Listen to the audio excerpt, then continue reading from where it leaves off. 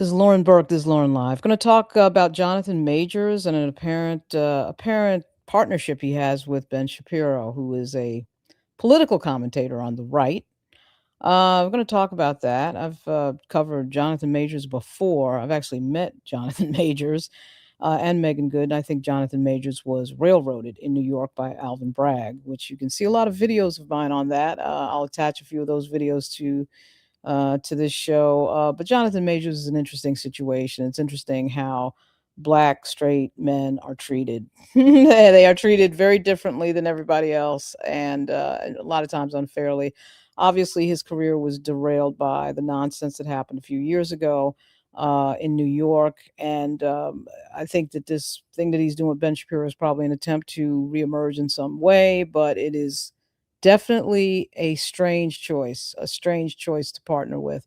And I'll explain why. As somebody who typically talks more about politics and entertainment, I'll explain why after I come back from the open. I'll give this about 20 or 30 seconds. Check the sound. I'll be back in a second.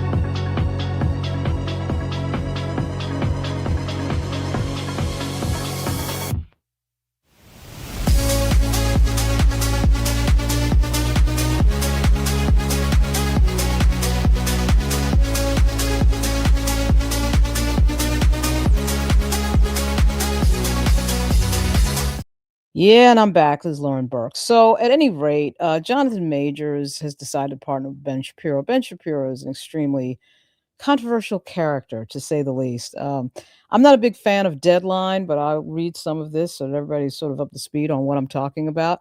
Jonathan Majors makes movie comeback in Daily Wire action pick filming this week in South Carolina. The Daily Wire was created by Ben Shapiro. This piece by Andreas Weissman was written on February 26, 2026. Exclusive. Creed 3 and Ant-Man star Jonathan Majors is shooting his first movie in 4 years as cameras roll this week in South Carolina on an untitled action film from the Daily Wire and Bonfire legend. Kelly Rankin, Run, Hide, Fight, is directing from his own screenplay. The title plot and other casts are being kept under wraps for now. I bet they are. But the story is said to be in the vein of 80s and 90s action films Red Dawn and Toy Soldiers, which were both about groups of teenage boys who had to band together sorry, there's an ad there that pops out of nowhere. It's really annoying, Daily Wire. To band together to defeat invading enemies. Ben Shapiro, The Ben Shapiro Show, and Dallas Sonnier are producing the Daily Wire and Bonfire Legend, respectfully, for Daily Wire. Travis Mills, Lillian Campbell, and Sydney Akuraman are also producing. Yeah. So, stopping right there, this is a red flag. Okay. And I know that Jonathan Majors and his team are probably not sitting around because they're normal people who have careers paying attention to Ben Shapiro. And really, they shouldn't be. And I know most people probably, it's like when Charlie Kirk died, I had a ton of people who asked me, who is Charlie Kirk? Who is this? In geek head, pointy headed political circles, everybody knew who Charlie Kirk was. But the average American is dropping their kids off at soccer practice, living their life, going to work, didn't know or care who Charlie Kirk was. And it's probably the same thing with Ben Shapiro. The reason that's deceptive, of course, is that Ben Shapiro has a major media platform with millions of people watching. So there's this perception that, oh my God, everybody knows who these people are and what they do and what they say. And, he's got millions of people, millions of subs. And a lot of people would not pay attention, particularly, I think, in the world of the arts. They would only vaguely know who he is, and why this is a very interesting pairing. Ben Shapiro is a right wing, big mouth. He's a smart guy. He is a smart guy, but he uses his intelligence, in my view, for all the wrong reasons. And that sort of smart alecky thing that people do tends to make money only if you are in the corners that he's in. If you don't have the talent to sing and you can't do any athletics, you end up being that person who runs their mouth all day online. Okay, fine. Jonathan Majors is a gifted actor. Jonathan Majors' acting talent is off the chain, as we've already seen. Maybe it's the case, I don't know the details, but maybe it's the case that he's unable to get buy-in on his career from major studio. There is about to be, I think, a major shift in Hollywood because of AI, and a major disruptive course because of that technology. So who knows whether or not Jonathan Majors can re-enter into traditional Hollywood? Maybe the reason this whole thing is happening is because he can't re-enter. I suspect that that's what it is. But I just want everyone to understand who Ben Shapiro is and what Ben Shapiro traffics in and what he says and what he focuses on. And he is quite something. I'm sure most people probably are aware of another person who's conservative on the right, Charlie Kirk, who of course was murdered late last year. And in that moment, everybody got an opportunity to really look up close at the views of Charlie Kirk. The reason that's important in this context is that Ben Shapiro was trying to own the mantle of Charlie Kirk at one point and couldn't do it because, quite frankly, he has nowhere near the charisma that Charlie Kirk had. As much as I couldn't stand Charlie Kirk, he was a charismatic figure, and he tended to communicate in a way that was compelling to a lot of people. At least it would make you listen for a little bit. Okay. And Shapiro has none of that. He has none of that. And let's listen to what it was. Let's listen to part of the mantle that Shapiro was trying to inherit. Let's listen to a little of that. Joy Reid and Michelle Obama and Sheila Jackson Lee and Ketanji Brown Jackson were affirmative action picks, we would have been called the racist. But now they're coming out and they're saying it for us. They're coming out and they're saying, I'm only here because of affirmative action. Yeah, we know. You do not have the brain processing power to otherwise be taken really seriously. You had to go steal a white person's slot to go be taken somewhat seriously. Play cut 52.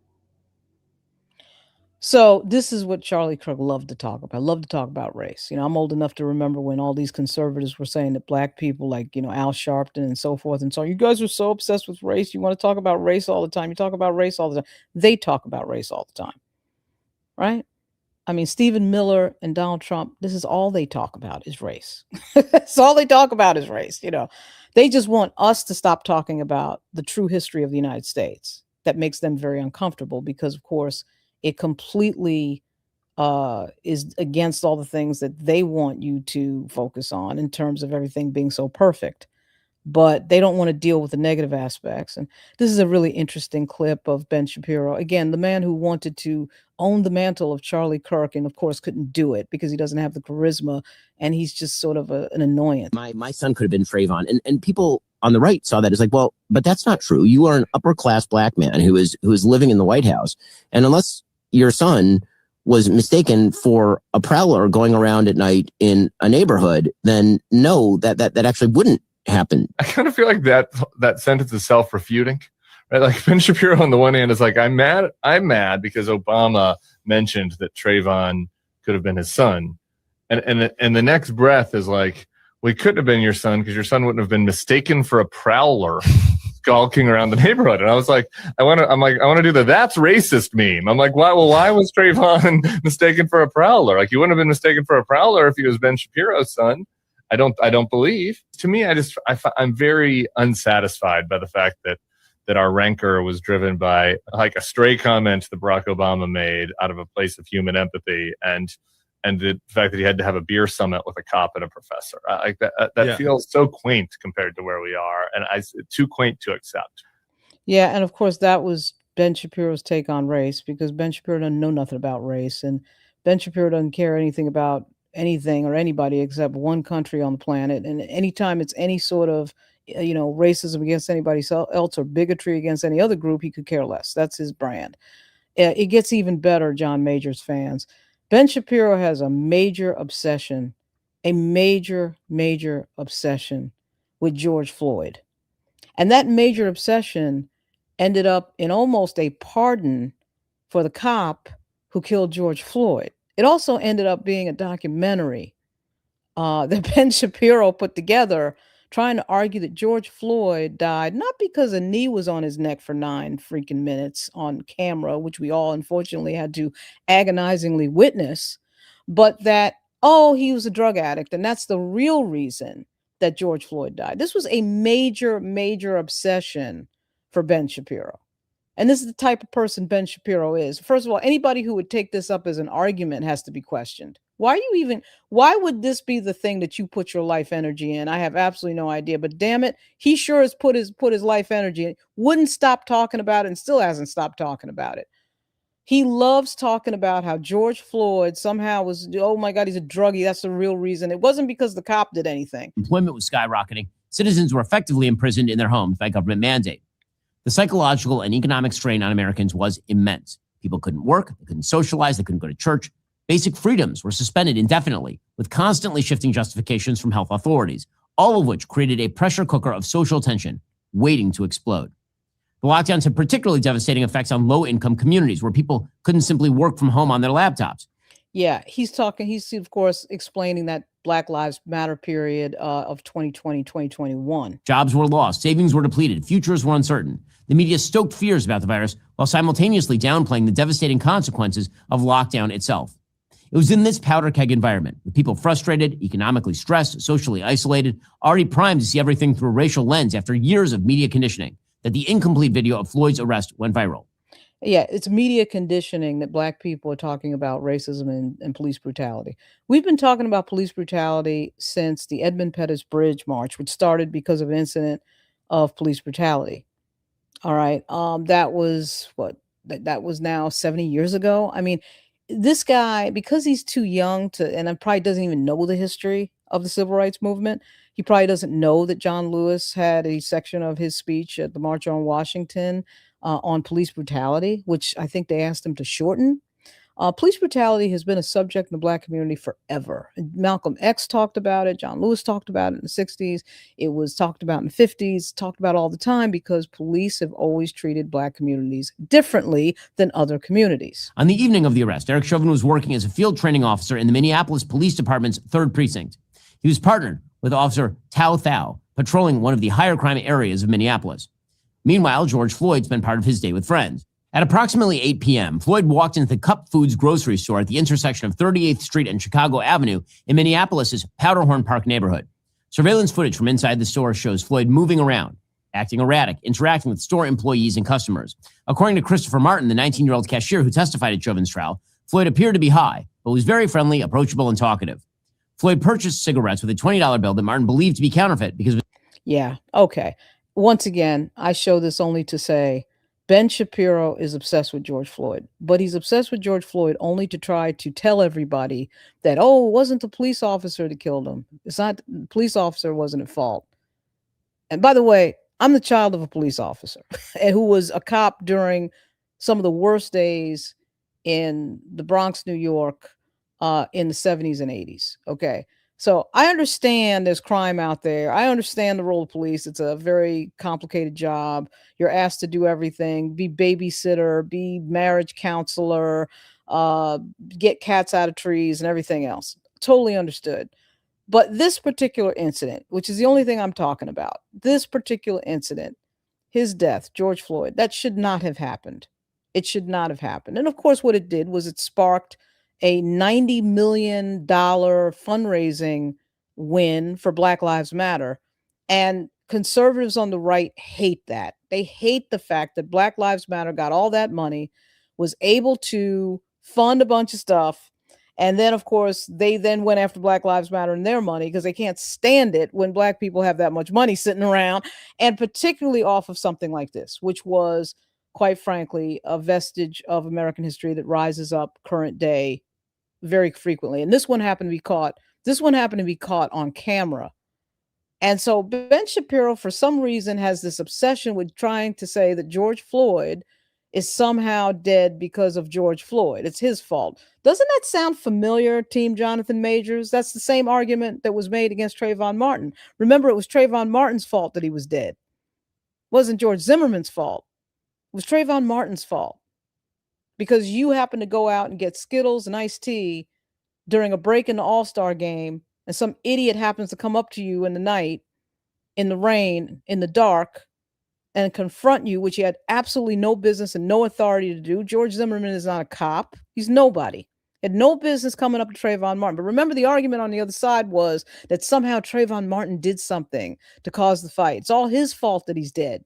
It's always the dead guy's fault. Isn't that funny? Always the dead guy's fault. So here we have Ben Shapiro droning on and on and on and on about this thing that is George Floyd, because this was a defining moment for racial politics, for race history in the United States, for Black Lives Matter. And he knows that, which is why he's trying to somehow undo it, which is why he spent an hour on 2 videos running his mouth about it, because that is what Ben Shapiro has been doing for like 2 or 3 years now.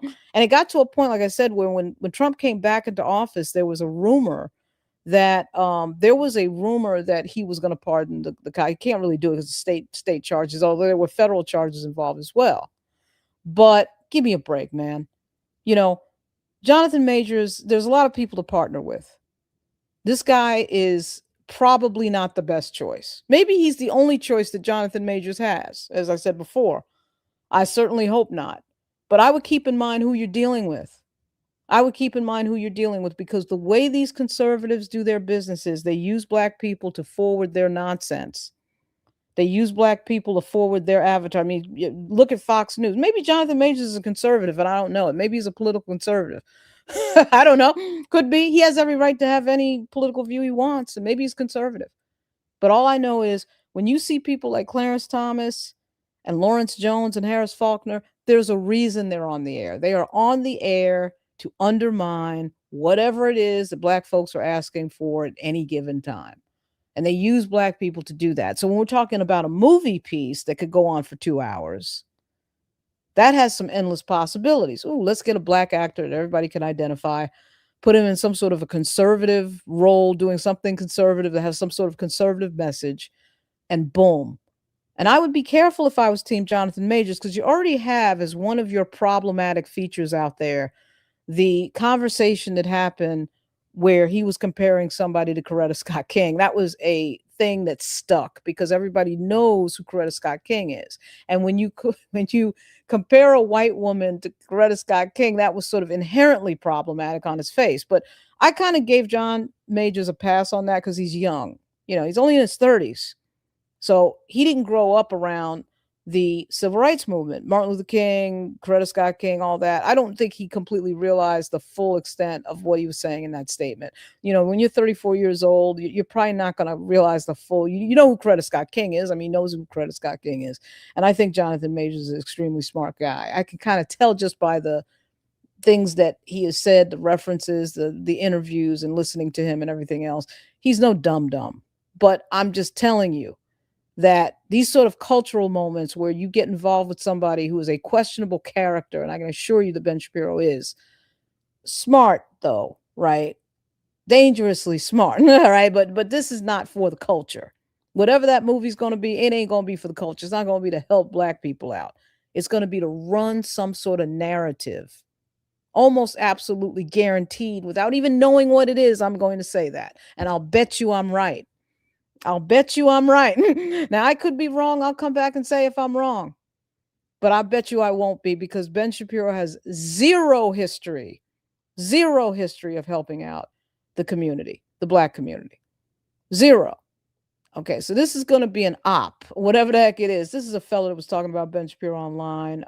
Just sort of, as I was searching around, found this. Because Candace Owens has become a monster, a behemoth, a force on the right, to make the right anti-Israel. Yeah, Israel is spending millions aimed on an effort aimed at Christian right in the U.S., allegedly as a part of an attempt to combat anti-Semitism. Haaretz reveals a network of pro-Israel sites. They are trying for him, and what he's showing you there is that absolutely psychotic things. How are we going to keep this thing together as a certain portion of the right is going nuts? That is going to be the challenge. Every part of the story is Conspiracy about Israel. That's it. Like, yeah.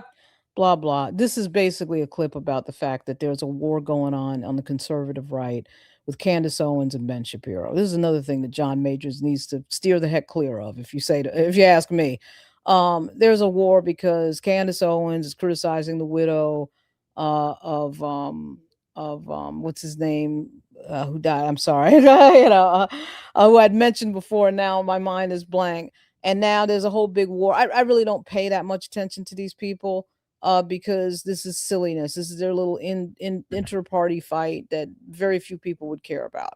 Charlie Kirk, sorry. It's early in the morning here on the East Coast, 9 a.m. So Charlie Kirk's widow, for some reason, Candace Owens is locked on to want to have a whole big conspiracy theory around Charlie Kirk's widow and her mother. And again, I don't think this is anything anybody really needs to pay that much attention to. But if you're John Majors partnering with Ben Shapiro, you might want to pay attention to it because these are the things that these people traffic in. They traffic in feuds and stupid rivalries that don't mean anything and running their mouth online. Those are the things that they do. They don't add anything to anybody. They don't, pay anybody's mortgage other than their own. They don't help anybody else out. They don't add to anything culturally that's of any note. They just argue back and forth. So again, we'll see what this movie is about. Okay. But I am not really all that hopeful. Okay. It's good to see that Jonathan Majors is doing something out there. I think he's way too talented not to have several opportunities. But again, I'm not privy to what those opportunities are or aren't. But I have a very, very sneaking suspicion that this is not going to go well. This is going to put him in the category. You always have to remember, if you're Jonathan Majors and black people are watching you and black people are your fans and black people are out there watching your movies and buying tickets and they're interested in your life and they see that your crazy ass ex-girlfriend is chasing you down the street in Manhattan, and that probably reflects that she's the crazy one and not you and all those things, right? You have to remember that is part of your fan base, and your fan base is going to notice that you have partnered with some right-wing person who is against anything black, right? And has always got something to say to run his mouth, because that's Ben Shapiro. He's always got something to say to run his mouth against somebody black, all right? And the fact that he went against a dead guy that was choked out under somebody's knee for 9 minutes begging for his mother and is dead when he shouldn't be, and that's the thing that Ben Shapiro picked out of all the things in this world to talk about, to go after, that's a problem. And most black people who are fans of John Majors are going to know who George Floyd is and what happened to George Floyd. They're going to remember that video. And here you are partnering with a person who tried to act like somehow or another it was George Floyd's fault that he was dead. That's going to be noticed. That's all I would say. I mean, that's going to be noticed. You want those same people to come running out and buying tickets. Right? You want them buying tickets and supporting your work, supporting your career. And you pick Ben Shapiro of all the people in the world to partner with. Yeah, that is going to be interesting. It's going to be interesting. He's got an entire documentary bloviating about George Floyd. Now George Floyd, well, that's not what really happened. And his other thing that he's bloviating is another bloviating video is Candace Owens. He hates Candace Owens. Look, Candace Owens and him are both conservatives, but I just want to remind, Candace Owens is a black woman out there doing the exact same thing he's doing. And the reason that he can't stand Candace Owens is because she's critical of Israel. That's the only reason. It was great when Candace Owens was criticizing the black community and throwing the black community under the bus and telling everybody slavery didn't matter and black history didn't matter. Then Candace Owens was the greatest person in the world for Ben Shapiro. The minute she criticized that very topic, the only one of which he cares about, now all of a sudden, Candace Owens is the devil. Okay, Candace Owens was pushed out of the Daily Wire, and that now your usefulness has become zero because you're not saying what I want you to say. Look, Ben Shapiro has a right to his views.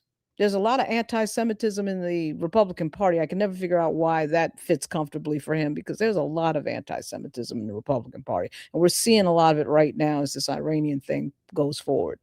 But dude, really? When I say dude, I'm talking about Jonathan Majors. You want to get involved with all this? For what? None of these people have a history of helping out any community that Jonathan Majors comes from. And so they're going to use him as an avatar to run some sort of narrative. That's my prediction for this. Hopefully I'm wrong.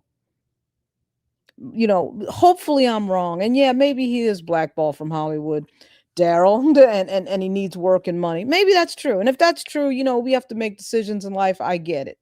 If in fact Jonathan Majors is blackballed, we do have some sense of that. He has not had a major film. There was always the rumors that Marvel might have him back. It hasn't happened yet. It's funny when it's a white actor that gets into a controversy, Downey or one of these other people. No, then suddenly we have him back again. Right? I mean, it's incredible the difference when it's a straight black male versus almost any other category.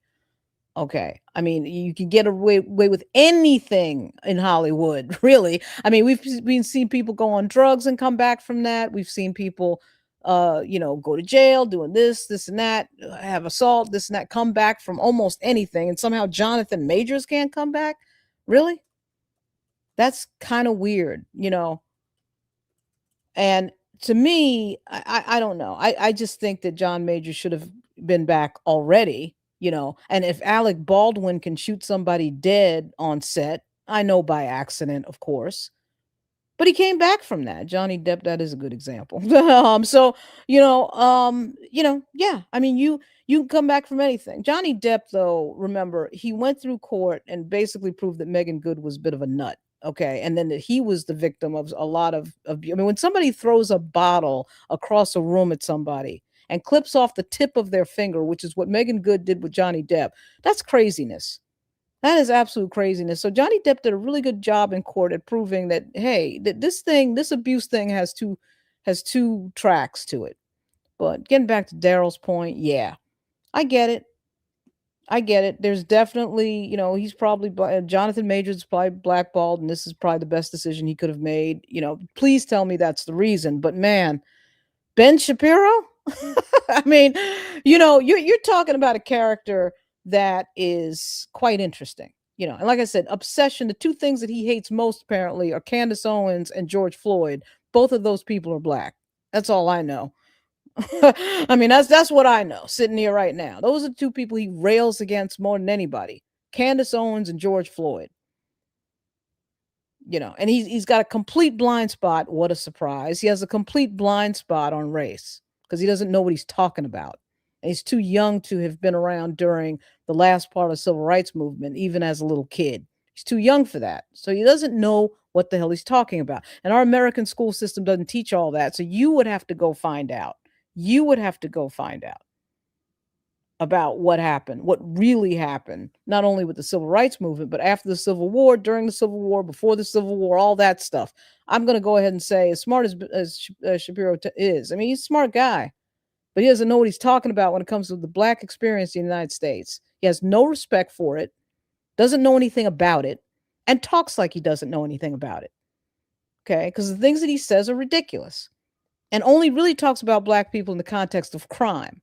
That's the little trick that these right wingers always do. Every time they bring black people, they always bring crime up in the same sentence. So we're black and crime are in the same sentence, only a few words apart.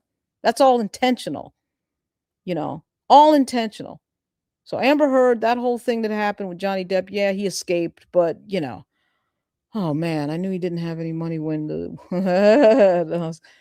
that could have been, that apparently there was a settlement in that case, and we don't know whether it was monetary or otherwise. I didn't see an apology come out, so I don't know. But the fact that his thing was derailed, his career was derailed by her was enough. The minute that she heard, the minute that ex-girlfriend read the words in that text that says, "Grace, did you leave the keys?" That's when all of a sudden it turned into, oh, he abused me. That's what it was. All right. I mean, the minute that she figured out she couldn't go to his big multi-million-dollar lower Manhattan crash pad, now all of a sudden I'm mad at him in a way that I want to destroy his freaking career. Wow. But before that, everything was great. Everything was fine. And I'm chasing him. I'm so scared of him that I'm chasing him down the streets of Manhattan. Give me a break. Alvin Bragg should be ashamed of himself. But that's another story. And again, I went over that thoroughly, and I do think Jonathan Majors absolutely, it was a typical thing that's happened for decades, for centuries in this country to black men. I mean, it's just what it was. It was just played out in a different way. It played out in court, but that was, if that had been a white actor, none of that happens. None of that stuff goes to court. It gets settled before that or figured out before that. None of that goes to court. So at any rate, yeah, Ben Shapiro and Jonathan Majors. Can't wait to see the details on this. And I will be back to talk about the details when we find out what this movie is about. Okay, Red Dawn. Really? I mean, I don't know. You know, color me skeptical on the guy that hates George Floyd and Candace Owens. Color me skeptical on the guy who always seems to figure out a way to do big, long documentaries hating on Black people. Yeah, color me skeptical on that. This is Lauren Burke. This is Lauren Live. I see a comment that just came in here. Cancel that. Hollywood is filthy. The fact Majors is blacklisted, while others.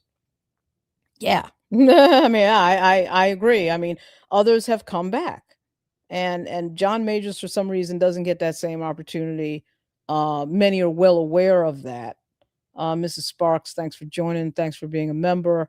I will be back a little later with probably another Jasmine Crockett video because, hey, that's how I roll. This is Lauren Burke. This is Lauren Live. Let's stay tuned and see what happens with this Jonathan Majors thing. Pam Entertainment, by the way, I'll put the link to the Pam Entertainment video in the chat. Pam Entertainment did a video very similar to mine as well. Please hit the like button.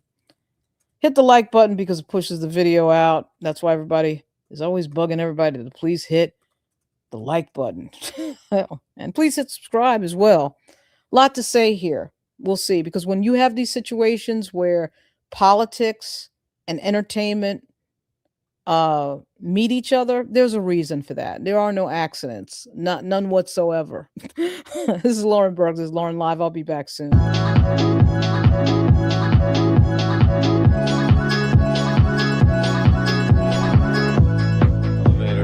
Somewhere. What's going on? Thank you. Are you watching now? Yeah. No, I was watching when I left, but it's excellent. I love it. I love the traffic's blowing up. You were in Brooklyn last night. Where? I was in Bushwick. Okay, I have my grandmother's house in Crown Heights. Oh, yeah. So when I saw you, I was trying to look at what the pizza place was to see where As soon as we got there, someone recognized the pizza place. They're like, we got to get out of here. Someone had get out. It was great. blown up our spot. This show is freaking fantastic. Thank you. Love it, man. Love it.